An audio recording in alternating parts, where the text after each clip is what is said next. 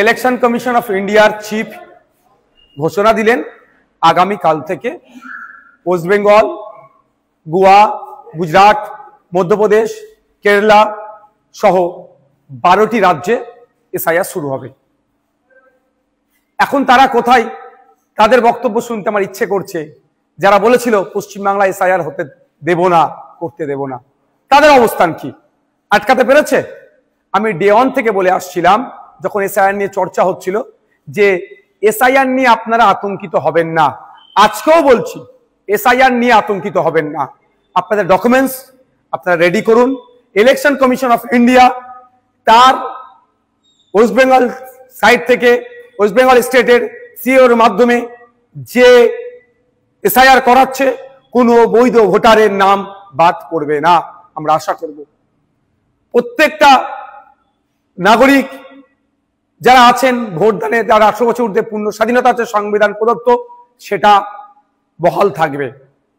এখন প্রশ্ন হচ্ছে, যারা বলেছিল এসআইআর করতে দেব না, তাদের সরকার প্রায় 90,000 অফিসার ইসিআই কে দিচ্ছে দ্রুততার সাথে এসআইআর করার জন্য। এখন অফিসারগুলো এসআইআর করতে যাবে, বুথ ধরে যাবে। আমি অনুরোধ করব আপনাদের কাছে, এটা নিয়ে কেউ উত্তেজিত হবেন না। কারণ এই অফিসার যারা যাবে, তাদের আপনারা একটা বিষয় নোট করে রাখবেন, সেটা তার নাম, তার কন্ট্যাক্ট নাম্বার, সে কোন ডিপার্টমেন্টে চাকরি করে, আর তাকে এসআইআর এর জন্য ইনক্লুড করা হয়েছে তার প্রমাণপত্র আপনারা নিয়ে রাখবেন। যদি অফিসার কোনো বৈধ ভোটারকে ডি ভোটার, ডাউটফুল ভোটার অবৈধ ঘোষণা করে, তার বিরুদ্ধে আইনত লড়াইয়ের একটা জায়গা থাকবে। এই লোকটি কে ছিল, 1 নম্বর কথা। দ্বিতীয়ত, কেউ যদি আপনাদেরকে উত্তেজিত করার চেষ্টা করে, আপনারা কারো কথায় উত্তেজিত হবেন না।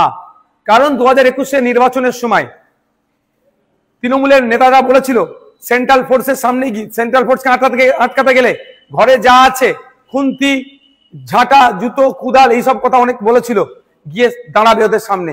এই করতে গিয়ে শীতলকুচিতে সেন্ট্রাল ফোর্সের গুলিতে 4 মানুষ মারা গিয়েছিল। আজকে 4 বছর অতিবাহিত হয়ে গেল, এখনো কিন্তু বিচার পেল না। তাই বলবো, কারো কথায় উত্তেজিত হয়ে এই ধরনের ভুল পদক্ষেপ নেবেন না আপনারা। দেখুন, এটাতে বেশ কটা স্টেপ রেখেছে।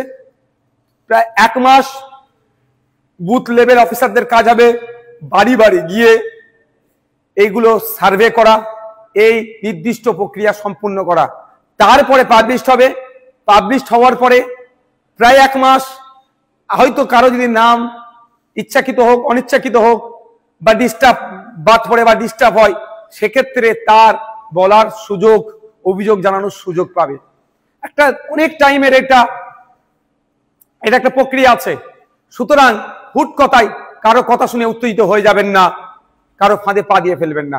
এবার আমি উদাহরণস্বরূপ বলছি, আমার বাড়ি জাঙ্গিপাড়া বিধানসভার ফুরফুরা শরীফ অঞ্চলের 90 নম্বর বুথে, আর আমি চিৎকার করছি, আপনার বাঁকুড়াতে অমুক বুথে নাম বাদ পড়েছে, বীরভূমে অমুক বুথের নাম বাদ পড়েছে। তার আগে আমার প্রথম কাজ হবে আমার বুথটাতে সকল ভোটারদের নাম ঠিক আছে কি না নাই, সেটাও তাহলে আমি একটু দেখে নেওয়া। যেটা আমি সমালোচনা করছি, এটা নিয়ে সোচ্চার হচ্ছি, আমাদের বুথের রাম কাকা, রহিম চাচা, ফতেমা মা বা সীতা মায়ের নাম ঠিকঠাক আছে কি বৈধ ভোটারগুলোর, সেইগুলো একটু আমরা দেখে নেব। যখন বুথ হয়ে যাবে, অঞ্চল দেখব সবার ঠিক আছে নাকি। অঞ্চল হয়ে গেলে বিধানসভা, বিধানসভা হলে জেলা, জেলার পরে রাজ্য। সুতরাং আমার বলার এটাই বক্তব্য, কারো কথায় উত্তেজিত হবেন না। উত্তেজিত তারাই করতে চাইছে যারা রাজনৈতিক কারবারিরা। এই রাজনৈতিক কারবারিদের ফাঁদে পা দেবেন না। আর এসআইআর নিয়ে অযথা আতঙ্কিত হবেন না। আপনার কাছে যে ডকুমেন্টস আছে যথেষ্ট এসআইআর এ, অর্থাৎ নাম থাকার, অর্থাৎ বৈধ ভোটার হয়ে থাকার। তারপরেও বলে দিচ্ছি আপনাদের, আমরা ইন্ডিয়ান সেকুলার ফ্রন্টের পক্ষ থেকে হেল্প ডেস্ক আমরা করছি, যে এবং ভাঙড়ের জন্য স্পেশাল হেল্প ডেস্ক আমি করব। ওখানে যদি কারো কোনো রকম যোগাযোগ, কারো কোনো রকম কোয়ারিজ থাকে, আপনারা আমাদের সাথে যোগাযোগ করবেন।